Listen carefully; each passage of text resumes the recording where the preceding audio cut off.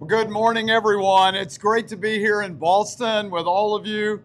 And thank you to the crew of the USS Constitution for hosting us aboard Old Ironsides, a ship that remains in commission, remains on watch, and remains a living connection to the origins of American sea power. To leaders of our military and service organizations, to our interagency and civic partners, and to the local leadership who helped sustain the connection between this nation and its maritime heritage, thank you for being here today. We gather in a place that carries extraordinary weight for our profession because USS Constitution is more than a ship. She is a reminder that American security, prosperity, and influence have always depended on maritime power. She is more than a museum or a symbol. For nearly 230 years, she has borne witness to the American story and to the enduring truth that free nations must be able to defend their interests at sea. She has witnessed the uncertainty of a young republic finding its footing in the world and generations of Americans answering the call to serve. She has witnessed moments of triumph, moments of sacrifice, moments of renewal, and moments when the future of our nation seemed anything but certain. And today, as America approaches its 250th birthday, she remains where she's always been, on watch. 250 years ago, a group of citizens declared that free people could govern themselves. It was a bold idea. It was an imperfect beginning, and it was anything but guaranteed. The generation that founded this nation inherited uncertainty, danger, and risk. They faced powerful adversaries, economic hardship, and deep disagreements among themselves. Yet they shared a conviction that the future was worth building and worth defending. And they understood something that remains true today. A nation whose prosperity depends upon the sea must possess the maritime power necessary to protect it. When Constitution was launched in 1797, the United States was still defining its place in the world. A young nation, young institutions, a young Navy, just beginning to chart its course in an uncertain world.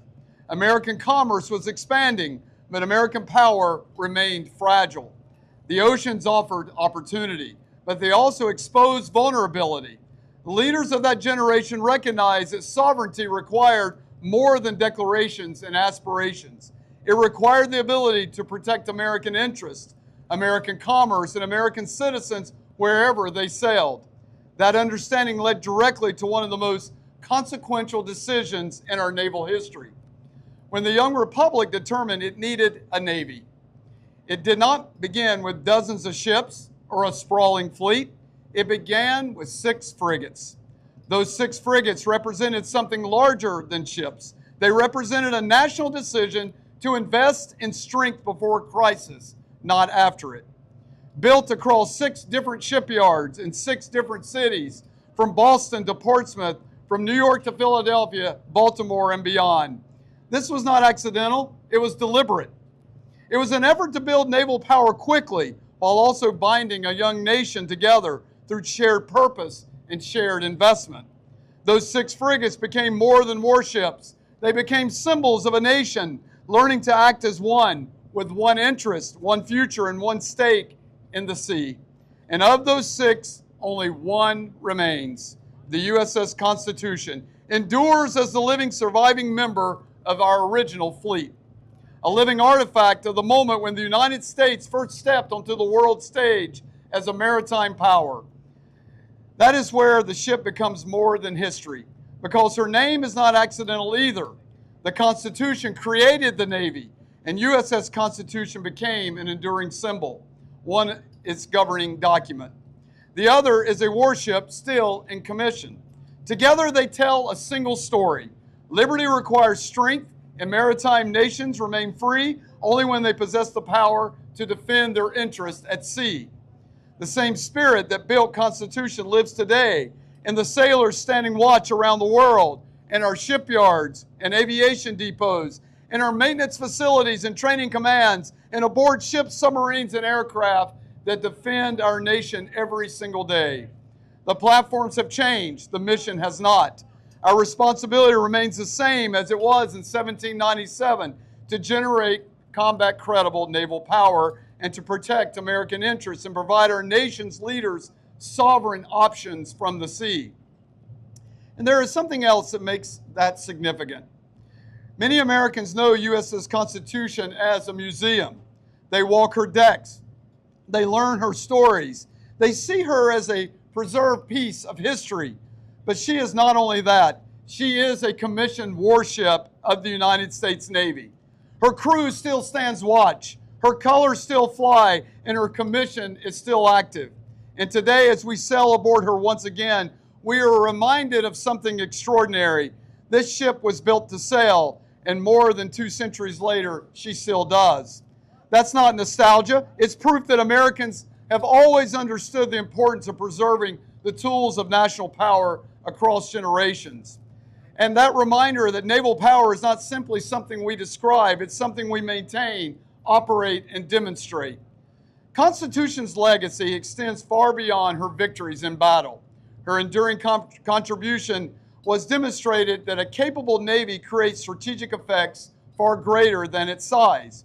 She helped secure American commerce, protect American interests, and establish American credibility around the world. That signal still matters today. And it is reinforced every day by sailors, soldiers, airmen, Marines, Guardians, Coast Guardmen, and the civilian professionals who sustain our national defense enterprise. Each service brings a distinct capability, capable of deterring aggression, assuring allies, and prevailing in conflict. That integration is not theoretical, it's operational, and it is essential to deterrence in a world where competitors are testing the seams between our services, between domains, and between our authorities. As we approach Nation 250, we are not only commemorating history, we are confronting a strategic question. How do we ensure that future generations inherit the same maritime advantages that previous generations fought to secure? We are clear-eyed about the environment in which the next 250 will begin. We are in a period of sustained competition at sea. Our competitors are investing heavily in military capability. They're expanding fleets, modernizing weapons, contesting access, and challenging the rules and norms that have underpinned global security and prosperity for decades. They understood something the founders of this nation understood as well. Maritime power matters. It mattered in 1797 when Constitution first sailed. It matters today when global commerce, information, energy, and military power continue to move across the maritime domain. It matters because the oceans remain the connective tissue of the global economy. Nearly everything that powers modern life, trade, energy, information, and military logistics depends on access to that maritime domain. The oceans remain the world's primary avenue for commerce and strategic influence. Together, these maritime and inland waterways form the arteries of global commerce and human connectivity.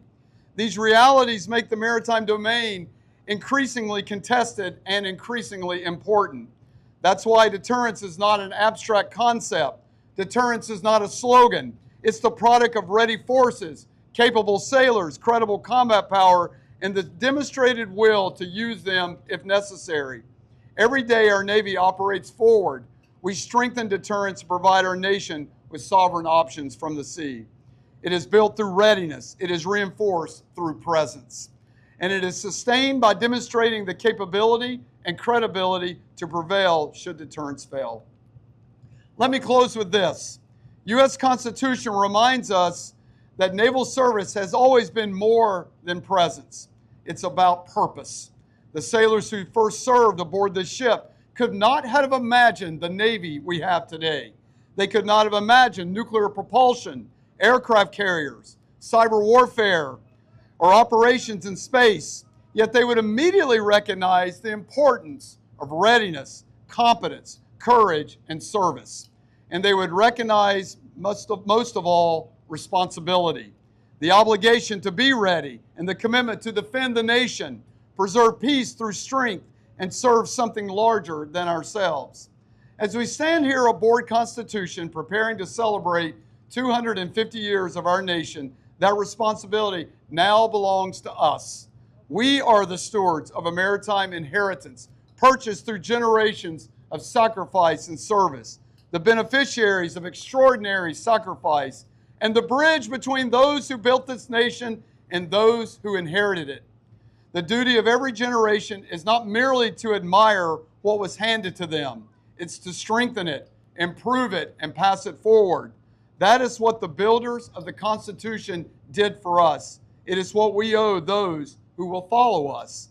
May we prove worthy of that trust. May we honor the legacy represented by this ship.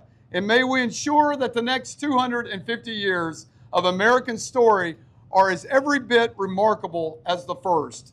Thank you, and may God bless the United States of America.